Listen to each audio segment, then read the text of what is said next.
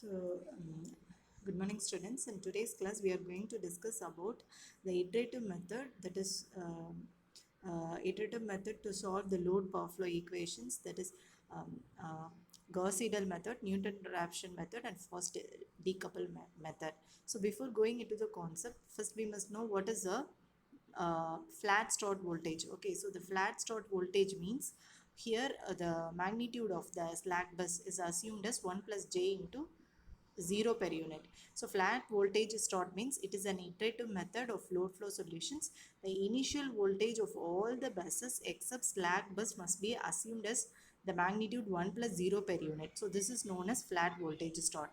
So next one is acceleration factor. So the effect of acceleration factor in load flow study. So what is the effect of acceleration factor? The acceleration factor which is used in Gauss-Seidel method of load flow solution has to increase the rate of convergence. Here the acceleration factor value is about 1.6. Then the case when generator bus is treated as load bus. If the reactive power constraints of generator bus violates the limit. So if the reactor power which is mentioned in the question actually it violates the specified limits, then the generator bus is treated as a load bus. Okay, so here we are going to see about the comparison of Gauss-Seidel method, Newton-Raphson method of the load flow study. So these three are the iterative methods. So first point is it requires large number of iterations to reach convergence. That is the Gauss-Seidel first point. So Newton-Raphson means it requires less number of iterations. Fast decouple load flow method means it requires more number of iterations than Newton-Raphson method. So second point, computation time per iteration is very less in Gauss-Seidel, and computation time is more, and computation time is iteration time is very less. So third point is it has linear convergence characteristics. That is Gauss-Seidel method is having linear convergence characteristics. Newton-Raphson method it has quadratic convergence characteristics. Okay, so fourth point is number of iterations per for convergence. Okay, so that is record for convergence increase with the size of the system. So number of iterations are independent of the size of systems, and number of iterations does not depend on the size of system. That is the third point. So fourth point. So next fifth point, coming to fifth point is, so here memory requirement. So in first Gauss-Seidel method less memory required and more memory required in Newton-Raphson, and Faust decouple method less memory required than Newton-Raphson method. Okay, so next the algorithms for PV bus when PV bus are present. Okay, so the first one is, first we have to read the system data and formulate Y bus for system network.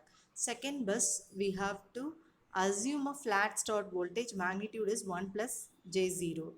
So then we have third point is convergence criteria. So convergence criteria means epsilon value, the range is given. So this K is considered to be the iteration count. Okay, so the K is considered to be the iteration count, and here the P value is considered to be the bus count. Next we have to check for the first bus. So first bus always we have to assume it as a slack bus. So if it is going to be a slack bus, then we have to go to 13th point. Okay, so 13th point is what is given. We have to check all the buses taken into the account if it is going to be a slack bus. Okay, so if it is a slack bus, then we have to go to 13th step. So the otherwise we can go for second step. That is, we have to check for generator bus. First we have to check for slack bus. If it is slack bus, we have to go to step 13. If not, go to the next step. So in the next step, what we are going to do is we have to check for generator bus. We know that generator bus is PV bus. So the question, so in the question itself, they will be mentioning PV value. We have to find out Q value and del value. For finding out the Q value, the formula is given here.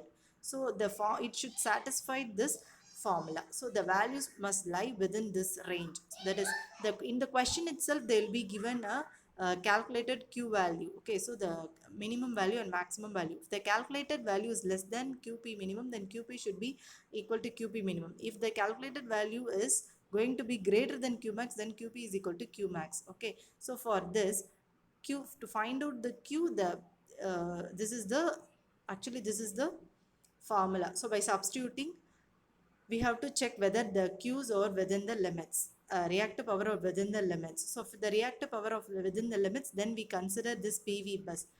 this bus is second bus is a generator bus, PV bus. If not, we have to consider when the reactive power violates the specified limits, we have to consider the PV bus as a PQ bus. This is the condition. Okay, so calculate the value and we have to check for the limits. If it is okay, then we have to continue for the next step, that is we have to find out VPK plus 1. So after finding out the VPK plus 1, we have to calculate the del value, rotor angle value, that is imaginary part of V of k plus 1 divided by real part. So after finding out this del value, del value and voltage value, so the new value VPK plus 1 is equal to VP specified into del angle. Okay, so VP specified into del angle. After calculating this, we must go for the next step. This is the standard formula for calculate VP of k plus 1.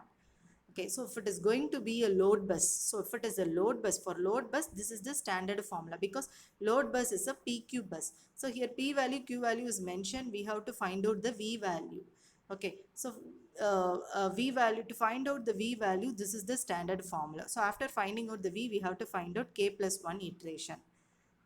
This is VPK plus 1. Then we have to find out del value, change in a bus P magnitude. Okay, so then we have to advance the count by VPK plus 1 and VPK. So by finding out this VPK plus 1 and VPK specified question, we can find out the change in del P value. Okay, so if it is going to be a load bus. So then next one, we have to determine the del V max value. So after determining the del V max value, we have to check whether it is about inside the convergence value, that is epsilon value.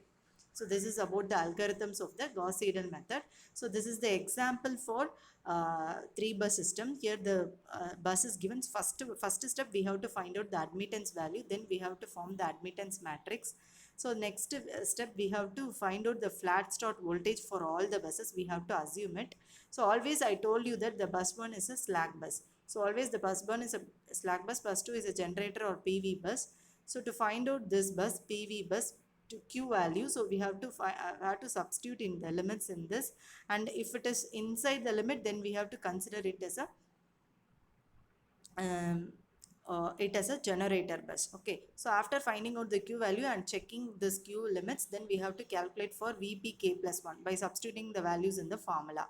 Then we have to calculate the that is for first iterations. Initial iteration is 0. So by increasing the iteration count, k will be equal to 1. Okay, so this one value, V2 of one value, we have find out, and the resultant voltage magnitude also given like this. So next bus is load bus. So it is mentioned the question, and we have to take this complex value as negative value. So we have to consider the value, then we have to substitute in the voltage magnitude and find out the value, voltage value. So thank you.